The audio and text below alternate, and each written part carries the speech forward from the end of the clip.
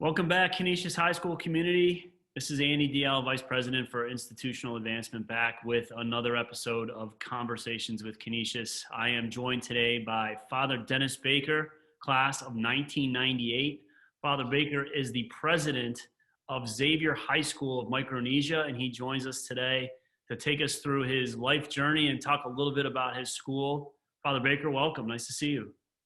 Thank you. Life journey. That sounds interesting. Life journey, yes. Well, I'm sure you have lots of stories to tell, so let's jump right into it.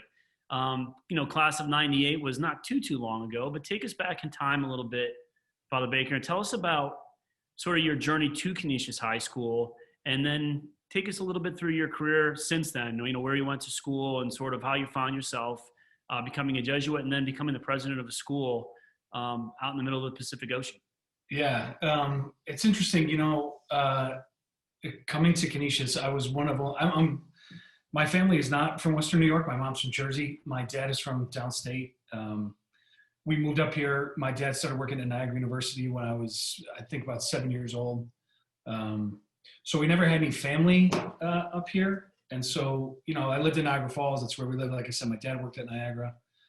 I went to St. Peter's School in Lewiston. And then when it came time to choose a school, coming all the way to Buffalo, it just seemed like it was light years away. And there was nobody from my graduating class. There was no one from any class at that school forever that ever went to school at Canisius. And there was only one other guy from Niagara Falls at the time in my year. And in fact, in the school at the time, there were probably only maybe three of us, very few.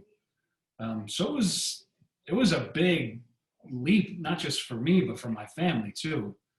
Because there was no bus, so they had to drive me every day. There was a girl that from my neighborhood who went to Nardin, so those families, my family and hers, would join forces for the carpool. So yeah, it was a big step to come to school here. What school was like in the 80s, in the 90s, the late 90s. In lots of ways, a school is a school. I've worked in different schools in my career so far, and especially Jesuit schools too, right? For me, traveling around and seeing different Jesuit schools, there's something you can just feel when you walk in the door that it feels like a different taste of the same family recipe.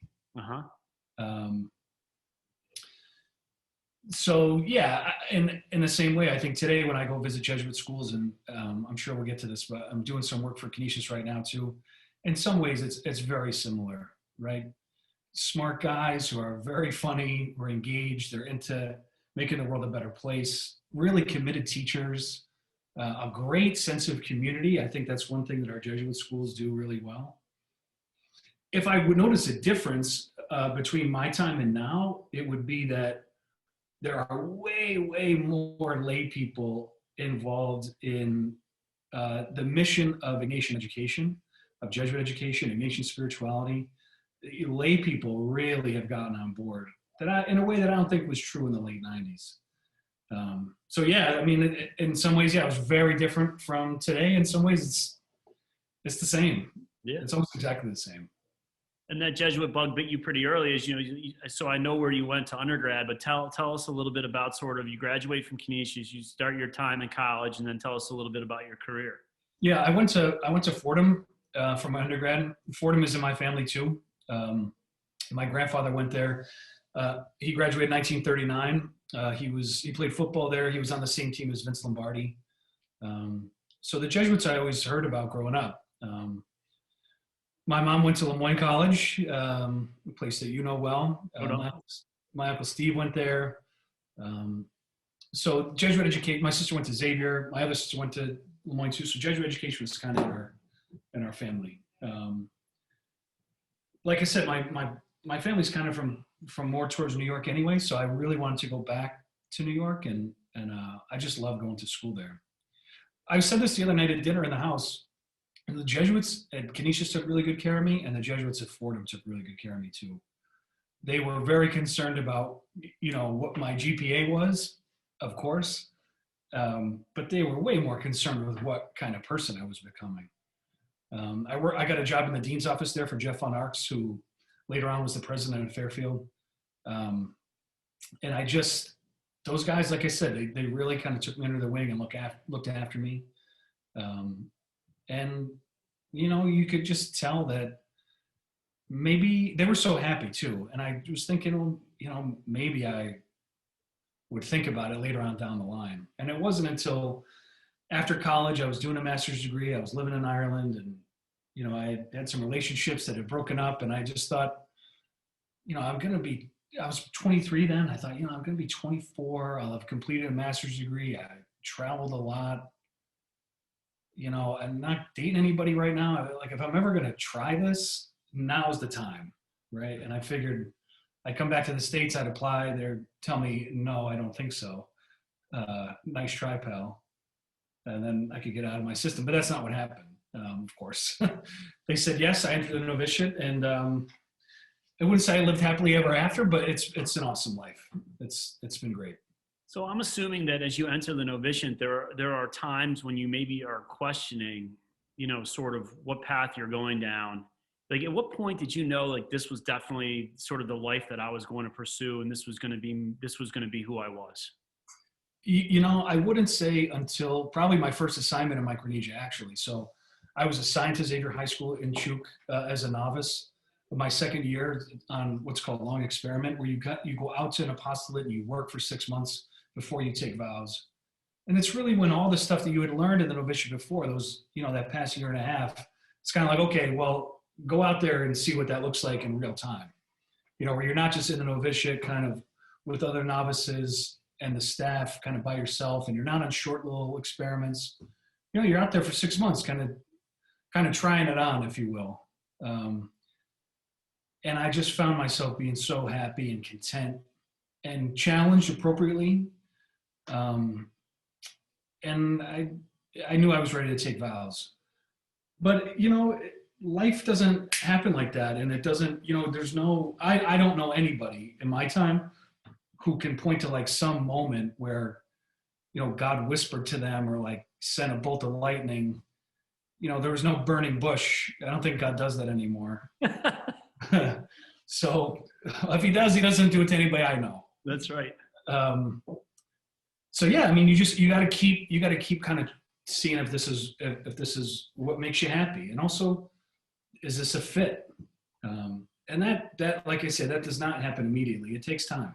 Yeah, and a career in administration at a school.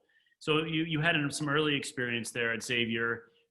Take me through just a little bit of how you found yourself, at such a young age, being the president of school.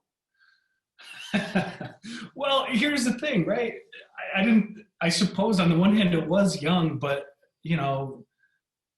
I was asked to take over at Xavier because Father Bob Pecoraro, who had worked here in Buffalo for a while, he got sick and he couldn't return. I was just finished. I had been ordained less than a year. I just completed another degree in private school administration. I had experience in Micronesia. I worked in Chuuk. I worked in Yap. I always kind of want to go back to the islands. And so the provincials just said, are you available to go back and be president there? And I said, yes, of course. I'm not that smart. But at the same time, yeah, is 36 a young age to be director of a work in the society? Sure. On the other hand, our formation is long. I've been in the Jesuits since I was 24. I've had a lot of education and a lot of different experiences. So on the one hand, yeah, I mean, it's young in some ways, but there are lots of 36-year-olds out there that are my classmates from Canisius and from Fordham that, are running some pretty big companies and are responsible for some pretty big things. Yeah. So yeah, for the Jesuit world, is 36 young? Yeah, of course. But for everybody else, probably not really.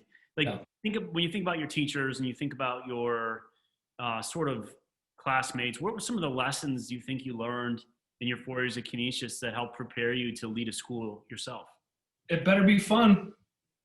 It better be fun. If you don't hear laughter in your hallways, something's wrong. If the kids and the adults are not happy, there's something going on there that you need to get to the bottom of fast. Because what we ask the kids to do in Jesuit schools is difficult. And what we ask our adults to do is difficult. I don't think you would ever say that your job is easy, right? Or anybody who works here would say that their job is easy, but it's rewarding, right? Sure. And I think along the way, you're going to meet some people that, you end up, becoming so close with that you end up really loving, and they love you back. But you better hear some laughter in there. You better. And I think when I think of my time at Canisius, I think we all do. All of us think of, hijinks that we pulled or stuff that we did, and there better be some laughter. Intermixed, right? Intermixed with this quality education, because on the front of our buildings it says school. So if there's no learning happening, then you don't really have what you say you do. On the other hand, there should be real joy in your community. And that's what I've always tried to do in the schools and the classrooms in which I've worked. That when the kids come through the door of my classroom when I'm teaching, they know that they're going to be in for it, because it's going to be not easy. On the other hand, we're going to have a good time. And I think extrapolating that out to a larger situation where you talk about a whole school, yeah, that's the kind of environment that I want to create or help create. I can't do it on my own. I want to help create it. And of course, Canisius, the preparation goes beyond academics. We talk about sort of that Ignatian spirituality, that Ignatian way that's sort of imbued into all of us as we walk through the hallways there. And perhaps this is the first time I get to actually ask this question to a priest, to a Jesuit, but how do you find that Ignatian spirituality and that Jesuit way alive in your life every day today? It's hard to put into words. It's like an old friend. Ignatius writes in the exercises that we should speak to God in the way that one friend speaks to another. And sometimes that means we're going to laugh and look at how ridiculous this all is. Other times we're going to be angry with one another. We're going to cry together. God does not want us to be like cowering and fearful. God wants companionship and partnership. Ignatius writes about that all the time in the exercises when he's describing, how we're to pray. I didn't know it at the time, but certainly the retreats that I did in high school and in college, they were kind of the seeds for that. And then later on, as a Jesuit, you can kind of see those seeds growing into something bigger and then planting their own elsewhere. I have a good friend, Father Pat Nolan, who works at BC High, and he said this very well. I'm not going to say it as well as he. He's much more articulate than I am. He says, when I looked at the Jesuits before, he would always say, well, there has to be something that connects them. What is it that connects Jesuits together? It's Jesus.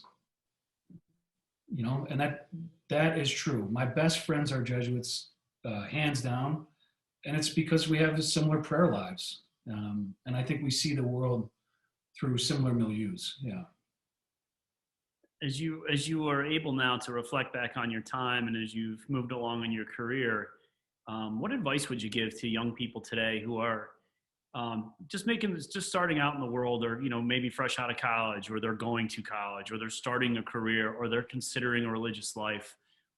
Given all your experiences, what pieces of advice do you think you could offer young people today?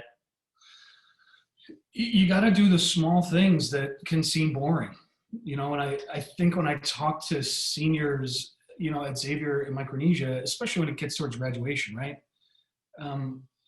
Oftentimes I ask them to think about how they spent most of their time in school, right? Most of it is tedious and hard. Sitting down and doing your homework is tedious and hard, and sometimes boring. It just is. But that also is kind of where we can find God too. It's in those little small things, those little interactions, not always these big, grandiose, big stuff. When Ignatius says God is in all things, I'd like to think he's thinking about the smallest minutia. It's the drive to work. It's, it's a quick phone call. It's a 5-minute conversation with a kid or with an adult. It's not always the big stuff. how does that translate to advice? Well, it means you gotta really take care of business. I think also too with young people, I hate saying young people these days because I think it's always true. They're just waiting for the big bang. Like they're waiting for this huge job, like right away. And it takes almost everybody a long time to get to a place where you feel comfortable and say, no, this is really what I want. This is where I want to be. It doesn't, again, just like vocation, as I was saying before, it doesn't happen overnight. It's not something that's quick. It's a long process. When you think about the future, turn our attention now to the future, what do you have planned in the near sort of mid future, personally and professionally? What kind of things are you working on? Well, I should be where I am. So right now I'm working at Canisius High School because last year in March we had to close the school. We had to end the school year early because the island that we were on was undergoing a major drought. Excuse me. We had saved enough water in order for the school to be fine, but our neighbors really probably hadn't. And so what we really need to do is be able to share that water so everybody could be okay. At the same time, that was right around when COVID was really starting to spread across the world, and there was some real fear in Micronesia, and certainly on our island, that ships weren't going to be coming in delivering supplies, and just weren't sure. So we had to empty the campus. At the same time, I had a meeting with the U.S. ambassador up on Guam, also with the FSM, the Federated States of Micronesia president on Guam. I went up there for a meeting, and then when I was there, I was expecting to be able to turn right around and go back to Chuuk, but the border closed. So I was waiting on Guam for about 9 months, just waiting for the border to open, and just really seemed it wasn't going to happen. So the provincial said, well, why don't you come back to the States and wait? Canisius High School has some work for you to do, and why don't you head up there? And I was happy to come. So I'll be here until June, just kind of handling some various projects that Father St. Semino and Ms. Turpic Andres and you have in mind for me. And then sometime this summer, I'll go to Xavier High School in New York, which is a school that I worked at before, in kind of an executive vice president role. But all the while still running your school in Micronesia.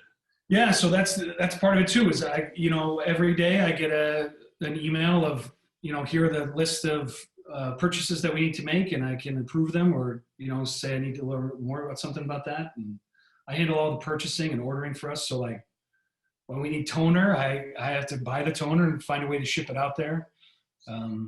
Either big stuff too, like just had to import a truck from Korea recently, so handling the finances to make that happen and make sure the shipping happens, all the paperwork for that. Handling all the workflow, but from far away and from 15 hours. But there's really no choice, right? Right. This is just the way it has to be. So yeah, it's not ideal. It's really frustrating. I feel really bad for the people who are there that I can't be there to help in the way that I want.